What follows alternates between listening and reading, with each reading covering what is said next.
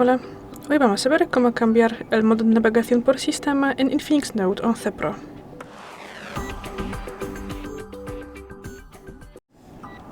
Para esto abrimos la configuración, luego tendremos que bajar y abrimos la última posición de la lista que será sistema. Aquí abrimos sistema de navegación y aquí tenemos dos modos, gestos y también botones. Y si queremos acceder a los ajustes de gestos, al principio tendremos que tener ese modo activado y luego pulsamos aquí más ajustes y aquí podemos cambiar la sensibilidad de los gestos.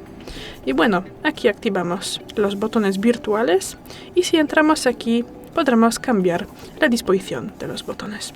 Y ya, es todo. Gracias por ver el vídeo, déjanos un like y suscríbenos. Hasta luego.